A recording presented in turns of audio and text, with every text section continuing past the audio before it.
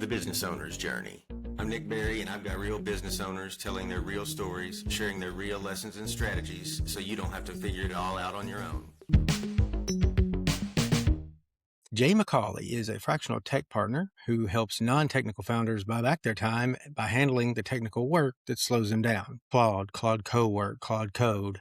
There are newer and more powerful AI tools dropping every week. Business owners are caught between being too excited and too overwhelmed to even figure out how deep we need to go. Expect to learn what a fractional tech partner actually does and why founders need one. Why building in a vacuum is the most expensive mistake you can make, what software for one means, and why you're overpaying for tools that you'll barely even use. How to know when to DIY with Claude Cowork versus when to hire a pro.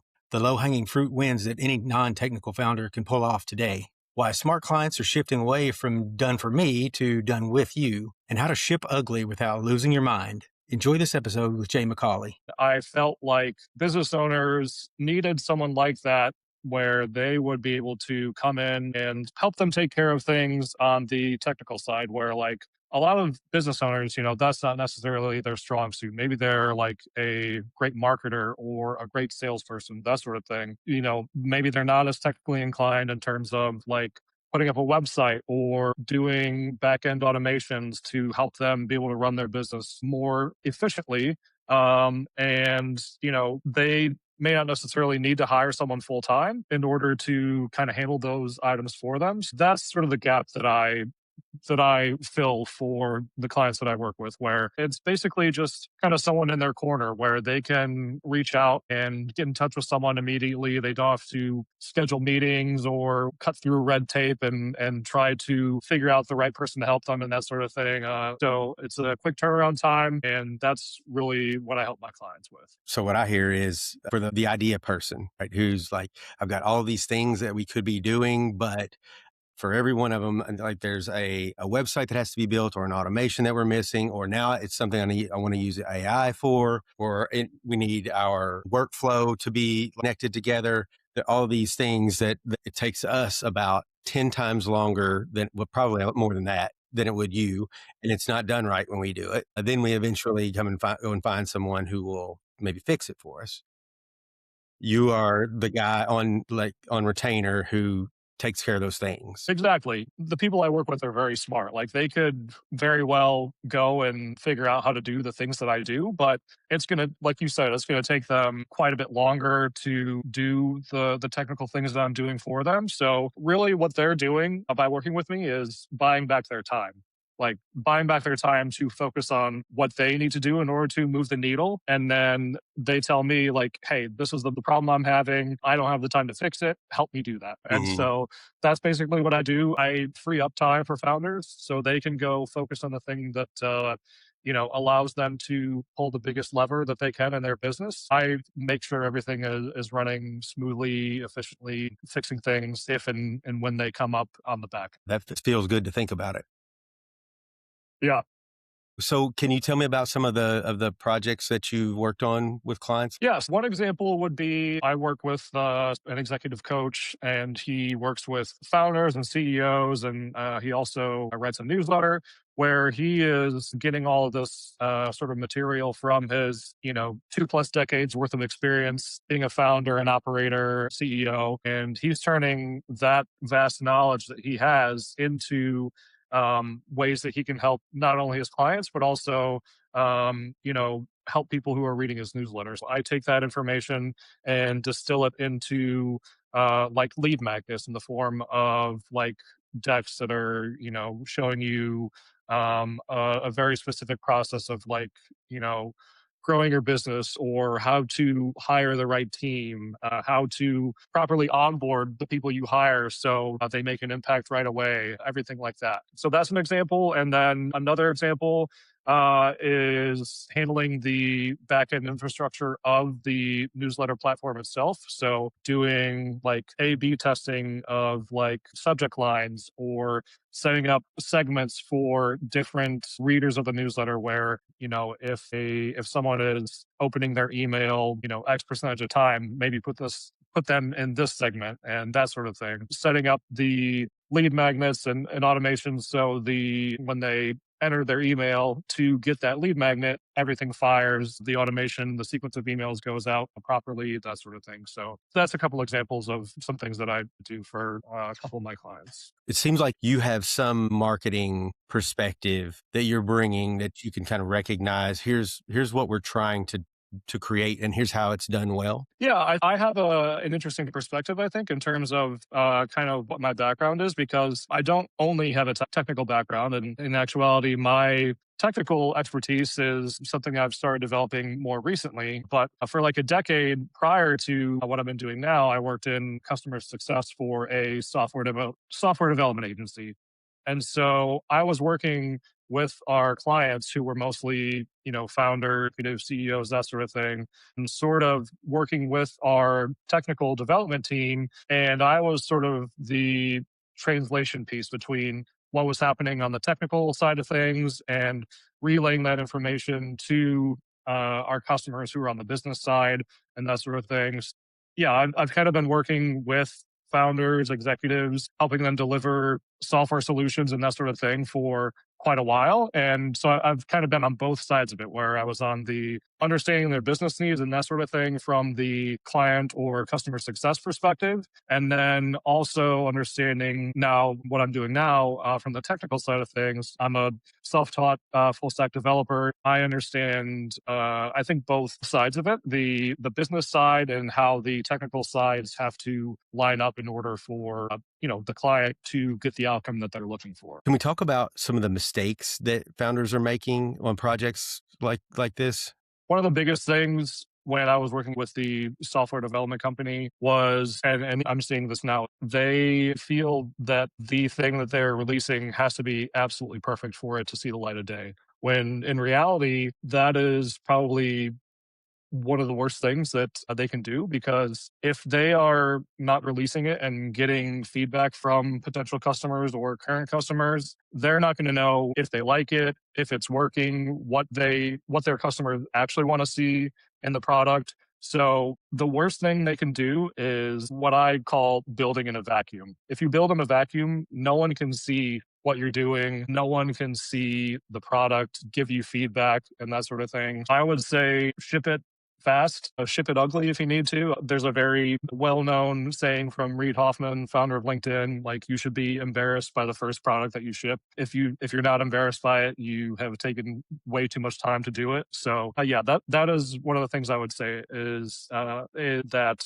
you should ship it fast, get it out in public, get in front of people, and start getting feedback from them. And then you can start fixing things, making it better, giving them the features that they actually want. How do you get that point across to somebody who has an idea? It's tough to do because, most of the people that I work with are very high performing and they expect things to be at a certain level and that sort of thing. So it can be hard for the people I work with to do that. They want their thing to be perfect. And that is definitely not always going to be the case. Even if they took, a year developing something and then put it out there, and they could have spent that year building in silence in a vacuum and released it to their customers. And then everyone hates it for whatever reason. Whereas if they had released it 11 months ago and started getting feedback from potential customers, paying customers, telling them what they like about it, what's wrong with it, that sort of thing, then they're that much quicker to really fleshing out what the product is, making those changes, making it better. And it's just a matter of trying to convey that to them, where you don't have to be perfect in what you're releasing, as long as you are getting feedback, as long as it has to be functional. It can't just be completely not working. If you get the product into the hands of your users as soon as you can, really, I think only good things can happen from it. Yeah, because the goal is not a great launch. The goal is to get product market fit as soon as possible. Yep. And so when you frame it like that, then it makes it a little bit more palatable to release something that you're going to hear about how ugly your baby is sooner. Yeah. Yeah. And one of them, I think one of the biggest takeaways that I had from working at the software development agency was a lot of our customers would do exactly that. They would build something for months, pour tens of thousands, if not hundreds of thousands of dollars into it and not get any feedback from their customers or not release it or anything like that. And then they would finally be ready to launch and it would be crickets. And they would be like, what's happening, why is no one buying this, why is no one using it, that sort of thing. So I've seen it a lot of times happen where people are burning a lot of money and not getting feedback from their customers in terms of how to build a product that they are actually going to use. For the fractional tech partner clients that I take on, I only work with a handful at a time. Everything that I do is very tailored to exactly what the client is looking for, and I'm the person that's doing all the work. So the turnaround time is very quick, and I only work with a select few number of clients because I want to make sure that that is always the case. Okay. And are you looking for certain types of businesses? People that are founders of companies and have a non-technical background, they're making, revenue, they have money coming in. It's not just someone with an idea and sort of an idea and a prayer of turning something into a business. They have a business that's already making money. They just need someone to help them take some things off their plate from the technical side of things and allow them to go out and focus on creating value where they're able to, what their strengths are. I totally understand the void that fills. There's always this headache involved Yeah. in moving one of these projects forward. And I'm glad to see that someone is solving that. It's been very worthwhile and building the business that I am, working with very smart entrepreneurs every day on a daily basis. Congrats, man. And thank you again for doing this. Thank you very much. Appreciate it. So we just had our initial interview like days ago. Then Claude Cowork comes out. It may have already been out, but there was a weekend and everything was different on Monday. And everybody's talking about Claude Cowork. And even Ali Abdal even mentioned it last week. He said, 2 weeks ago, my sleep scores were perfect. Claude Cowork comes out. The next week, my sleep scores are terrible. I dove into it and it's so interesting. So I wanted to have you come back and talk about it a little bit more because I think we agree there's definitely potential. Business owners, you cannot ignore it. There's plenty of reason to get excited and get drunk on the idea and kind of get lost in it. And I think the challenge for everybody is figuring out like, how much do I need to know about? How much do I need to try to do for myself? And how much do I need to like just go to a pro and get them to do it? And so, Jay, you mentioned to me this software for one idea, and it makes total sense. Would you start explaining that? Yeah, it seems like the pace at which new technology is coming out is just getting faster and faster. It's kind of hard to keep up. And like you said, all of a sudden, Claude Code was everywhere over one weekend, and that was kind of the main topic for everyone. But with all this new technology, I think one of the things that is worth looking at is evaluating the tools that you're currently using. If you're paying for a monthly subscription of $100 and you're using a product where you're using one feature and paying $100 for it, that maybe doesn't make sense for you. And we're coming to the point where either you yourself, if you're not technical, can kind of get into the weeds a little bit and try to play around and start building your own things and solve your one of one problem, or you can work with people who are developers or that sort of thing and say, hey, I want this one feature, I don't want to pay $100 a month for it, and they can whip something up for you where most of the time it's either free or you're just paying for the very minimal infrastructure costs to maybe host the app or a couple underlying tools that power it, but you're not paying $100 a month for the rest of your life to have access to this one feature that moves the needle for you. Have you had a lot of people reaching out to you since this last little buzz around Claude, trying to figure out like, what do we do with this? I have, and yeah, it depends. I think it's different for every situation. Where if you are someone who likes getting your hands dirty, kind of learning new things, and has the time to do it,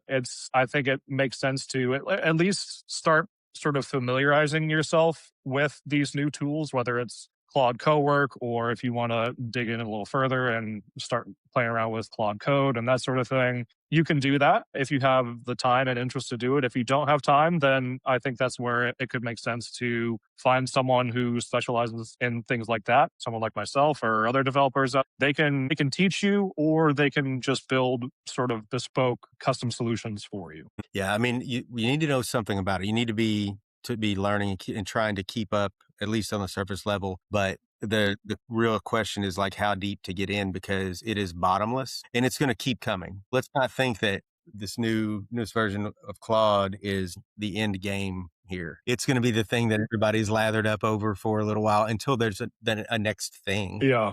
It's probably going to Yeah. be another level up from there. For sure. Like something is literally coming out every day. Like the model changes, the tooling changes, everything like that. So I think it's good to at least have a general sense of what's going on, not have your head completely in the sand. Even myself, something new comes out every day. I don't pay attention to every single thing. When things start getting a little traction, that's when I kind of dig in a little bit further. Yeah. Let's talk about things that you are probably worth than a rookie or a noob getting in and trying to do themselves or learn about, versus the things that you might think it would be fun, but it's probably just not worth your time to do it.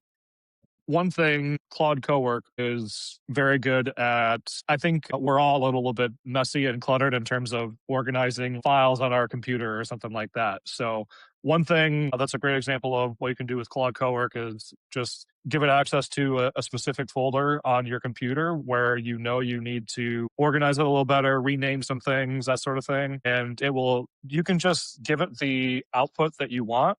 Like, every file that pertains to so and so should have this prefix with it, or whatever the case may be. You can give it access to that folder. It will go in and automatically start cleaning up your file names. It could create new folders within that folder, organize things by subfolder. That's an example of like a low hanging fruit thing you can do, where that's a very simple thing you can offload to something like Claude Cowork. You don't have to like outsource that to someone else, or you don't have to spend, an hour doing it yourself. You can talk to Claude Cowork, give it that prompt, and have it done in a matter of minutes as opposed to hours trying to do it manually yourself. And worst case scenario, you could probably fix it if you had to, right? Like that's Yeah. a big thing that scares me is I can build well beyond what I can maintain. It's like I can swim very far from the shore, much further than I can swim to get back. Yep. If you are uncomfortable about like getting a little out in front of your skis, maybe one thing you could do is like reorganizing files or folder names or that sort of thing. You can make a duplicate of it. So you know that if something catastrophic happens and you don't have any idea what is happening and it deletes some important files or something, then you've got the backup. And then you can also just tell it to, like, if something happened, be like, actually, I did not want you to do that. Revert the changes you just made, and it'll go back and reverse the updates that it did, as long as it's not something catastrophic you did, which typically is not something that's going to happen. Yeah. So the file organization, I think that's something that it just makes sense. It's a pretty safe project, and it's definitely helpful.